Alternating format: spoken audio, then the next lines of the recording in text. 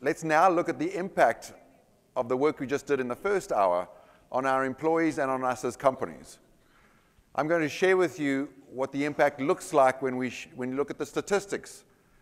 And in the next session where we go to work on this, we're going to really look at what the impact looks like from your point of view in your company, both on employees and employers. Now, we know that about half of Americans are unable to afford a relatively small $400 surprise bill. Now, you could say, well, that's large in my life, or it's nothing in my life. But think about how many things can go wrong that cost you $400.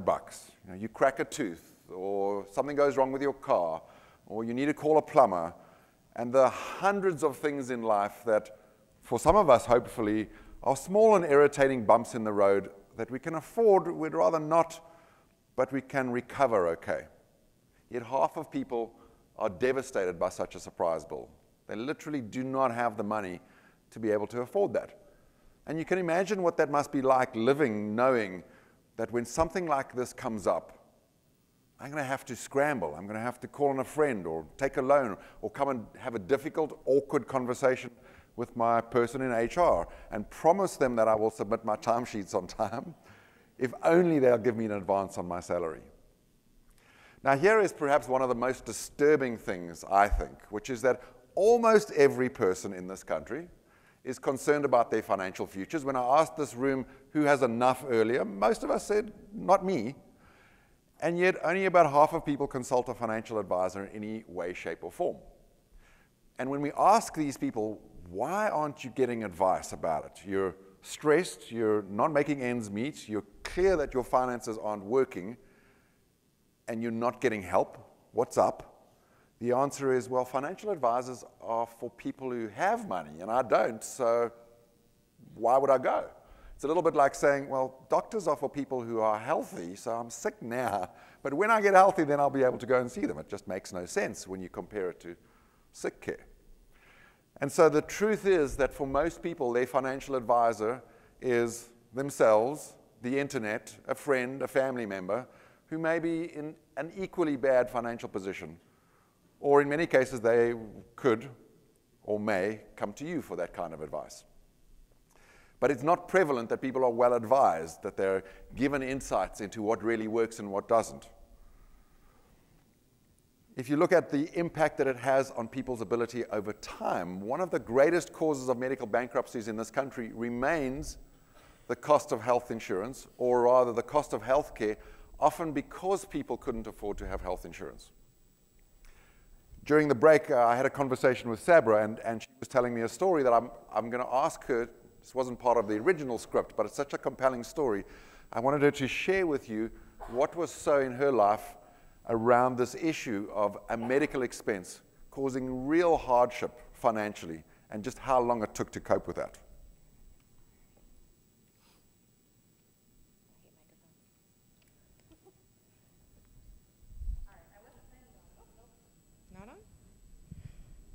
Hello? There we go. Yeah, it's working. I wasn't planning on sharing anything personal like this. Motivation and fitness and all of that is like totally my thing, but when it comes to this stuff, I'm exactly that person that's like, no, don't look over here. But at the age of, up here. Such a great story. I want them all to hear you. Okay, so this year, actually, last week, I've been married for 18 years. Thank you.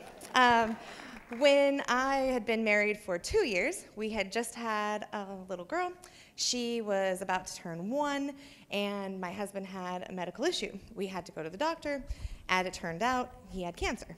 I made $11.40 an hour. I don't know why that's stuck in my head my whole life. I'll never forget that. And he worked as a cook. We did not have insurance because the insurance that was offered through my employer was like $300 and something a month for family, and that just simply wasn't in our budget. So we didn't have insurance. He was diagnosed. It was literally a Friday, and they said surgery is scheduled for Tuesday. You will have surgery Tuesday, then we will start aggressive chemotherapy. It was stage 3. And so you're going, what the hell is going on here? Like, everything happens really fast. There's surgery, there's an anesthesiologist, there's an oncologist, there's a hematologist, there's infusions weekly for 6 months. There's one medication that costs $5,000 every time they bring it out. The nurses at the infusion center actually put it on a tray with a little purple velvet, and we're like, because it was so expensive. My bills would come in the mail in envelopes, like manila envelopes, not like regular envelopes. I just started my life. I just, had a baby. I just bought a house 6 months before that. We almost lost our home. And I was bound and determined I was not going to file bankruptcy. But I also couldn't pay all these bills. And we didn't qualify for anything, nothing. I went to everyone. I went to the cancer center. I went to Medicaid. I went everywhere. As it turns out, my husband's life was worth about $450,000 total after we were all done with everything. I did the very best that I could to pay bills every month, but there were so many of them that they ended up getting lost, and then things eventually went to collections. So now we fast forward 16 years later. It literally took us 14 years to recover. Until this year, I never had a credit score over 700, ever. I didn't even look at credit scores because it was like, oh, Lord. So it took us that long to fight out of it. Now I have health insurance, but I have a $6,000 deductible. So last year, he and my daughter both had surgery. Again, now we're in this medical debt. So it just brings light to what your employees might be dealing with. And it's very easy to say, well, everyone should have insurance, but some of us, or depending on what your population is, you may not have it. But to think that it took us that many years of our life to fight back from this thing, because honestly, it probably would have been easier if I'd done this medical bankruptcy thing. But so that's my story, and there you go. Thanks.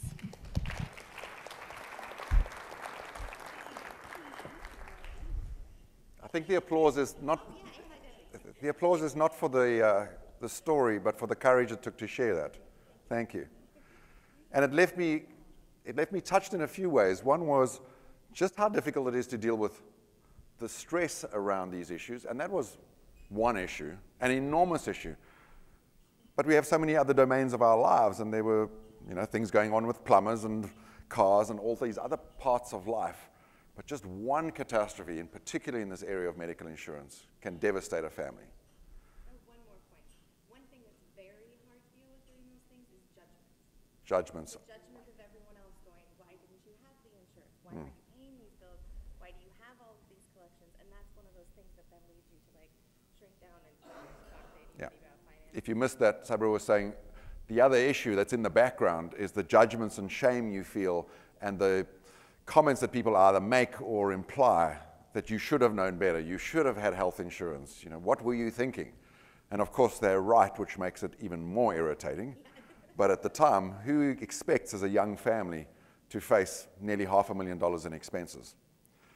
And so we often make these short-term decisions.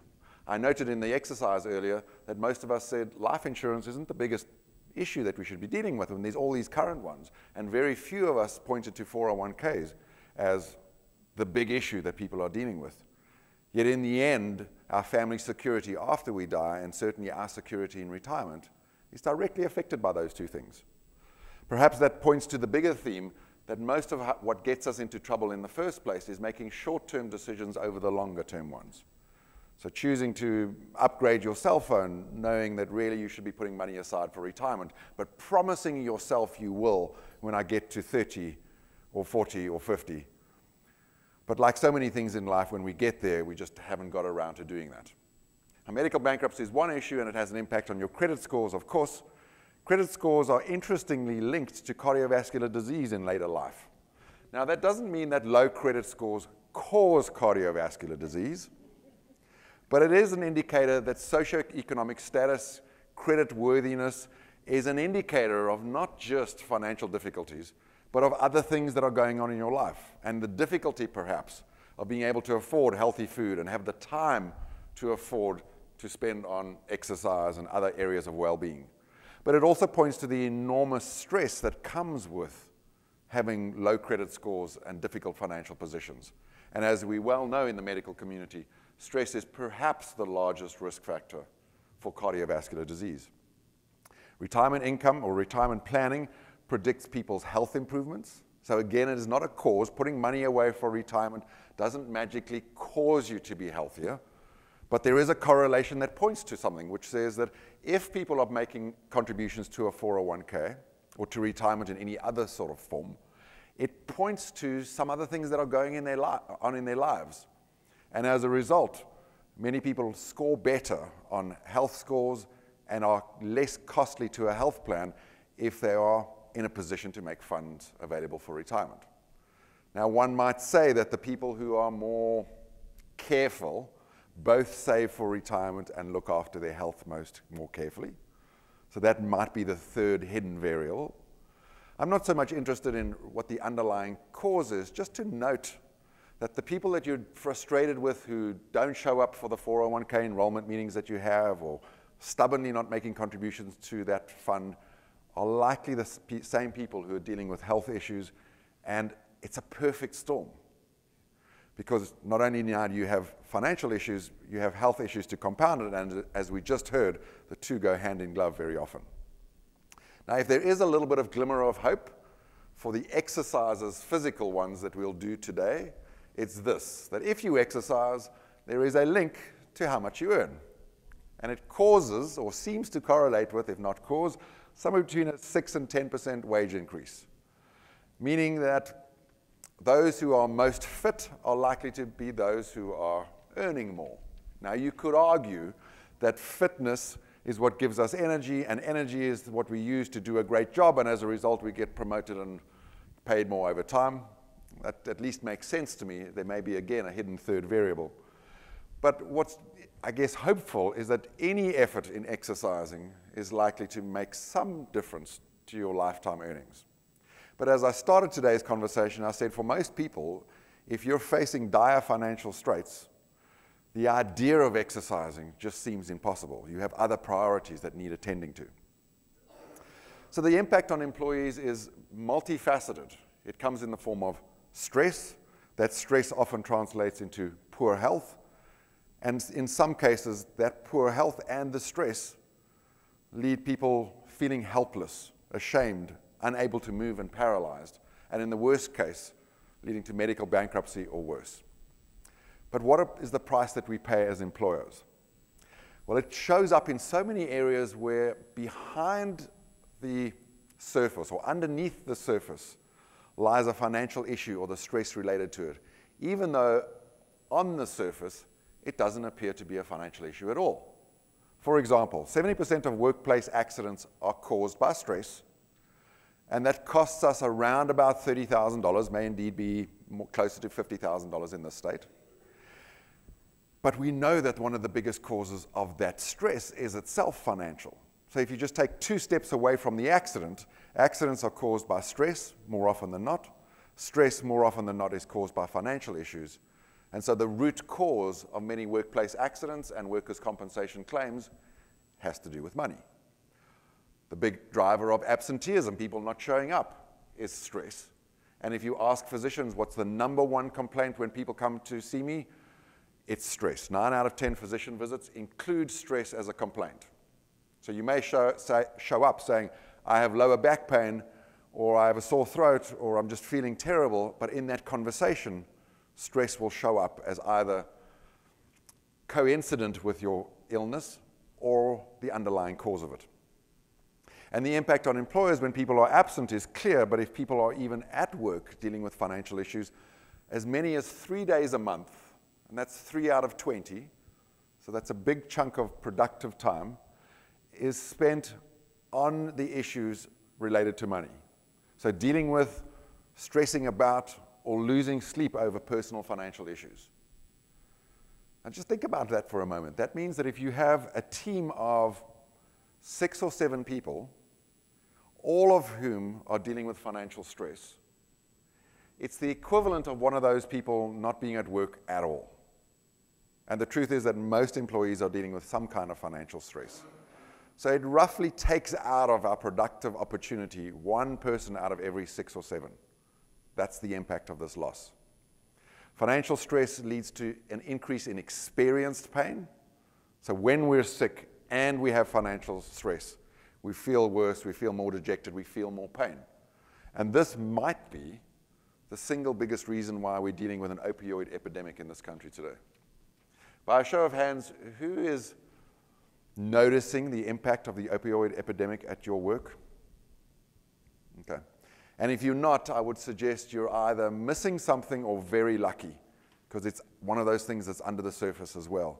But in almost every state, if you look at the number of prescriptions for opioids versus the population, it's very clear that there is a pervasive problem, and it may be linked to financial stress and our need to relieve the pain that we feel exacerbated by financial stress. When we add all of those things up, an estimate is that for the average wage earner in this country, which is around about a $55,000 annual salary, $7,000 is the cost of financial stress in terms of lost productivity. So that's somewhere around about 14% of payroll costs, which is not dissimilar to how much we spend on our health insurance premiums, is being lost to financial issues and the stress related with it and the impacts from that. Let me just say that again. If you looked at your income statement, you would see your largest expense is most likely the cost of employment, salaries. And then you would look at the second most worrying number, which would be health insurance premiums, and it's worrying not only because it's large, but because it's been increasing so quickly. What you won't see is the real cost that should be the third line, which is lost productivity as a result of financial insecurity. And it is almost on a par with the cost of health insurance. So if you're concerned, as I'm sure you are, about the high and increasing costs of healthcare, you should be doubly concerned knowing that for every dollar spent on sick care or health insurance premiums, there's a dollar walking out the door in terms of lost productivity related to this financial unfitness issue. And if we bring that really close to home and make it Alaska specific, we see some things that are really troubling. Lynn mentioned earlier that in the Premier Book of Business, this year there's a 10% drop in group membership, meaning if the average employer on the Premier platform is 100 employees, 10% of those employees were lost over the last year. So that's not a loss of employers from Premier, it's within each of our companies. The average loss of membership on the health plan is 10%. Now that may not be your reduction in the size of your workforce. Perhaps some people are electing not to take health insurance, despite the fact that it may save your life sometime. But that's an extraordinary statistic, and it's not mirrored almost anywhere else in the country. And if that's reflective of a drop in your workforce, well, that's to be worried about. If people are opting out of having health insurance but still working for you, that's even more worrying. Because it doesn't mean they went and get a job somewhere else. It meant they're staying with you, but they're now exposed to perhaps the biggest risk in Alaska, which is going without health insurance. And as we saw earlier in that report that Lynn was talking about, healthcare is the number one issue when it comes to millennials and what they're seeking in a job. I know there's a lot of talk about millennials want purpose, and they want meaning, and they want table tennis tables in the office space somewhere. And that may all be true, but it's really interesting for me that in this state, the number one ask of millennials is, do you have health insurance, and what does it look like?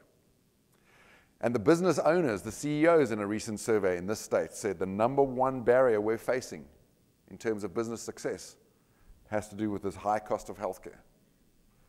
And I know we're talking about financial fitness or the lack thereof, but I hope you'll see over the last hour and a half how we've connected the dots between financial costs of healthcare and one step back from that, the stress related, or the stress that causes us to be unhealthy, and one step back from that, perhaps the fundamental root cause is our stress around and our inability to make ends meet every month, our financial unfitness. And what are we doing about it as employers? Well, one of the things we're forced to do is to consider ways to shift costs to our employees, like introducing a high deductible. And that makes sense as a way of managing the employer's costs, but what it does for our people is it puts an increasing economic burden on them to fund these deductibles and co-payments and co-insurances. So what can we do about it, or what should you do about it? Well, if your employer has a low budget to finance healthcare increases and you have to cut deductibles, there isn't that much you can do. It's becoming an increasingly popular trend in this state to introduce consumer-directed health plans, high-deductible plans with health savings accounts attached to them. It's not yet very popular to have those well-funded by employers. But if you are considering such a health plan change, talk to your brokers and consultants and advisors. Those plans have shown to be one of the best ways to control inflation over time. And if you are generously funding HSAs, for those people who don't have massive expenses each year, the balances accumulate over time, and people become more and more able to afford a deductible. Because certainly there are three things you can count on in this life. Number one is death. Number two is taxes, although thankfully slightly lower this year. And number three is at some point in your life, you're going to need medical expense coverage. You will have something that goes wrong with you, whether it's an accident or cancer or heart disease, and you're going to need that money. So saving for healthcare is perhaps the biggest single long-term need that we have, even more so than the urgency of funding our 401ks. So if you were depressed about what's so, you may be even more depressed about the impact that it has on us as people and as companies. And because there is no line item in an income statement that says, here is the money that we're spending on financial unfitness or insecurity and the stress related to it, I would argue it's not getting attended to. As individual employees, we keep it under wraps because we're embarrassed, shamed, or worried about admitting that we are in this boat under the assumption that everyone else has got it covered. We go to work and we assume everyone else is making ends meet, or they don't have large and increasing credit card debt, and that we're alone in this. When, as we've seen, anything but that is the truth.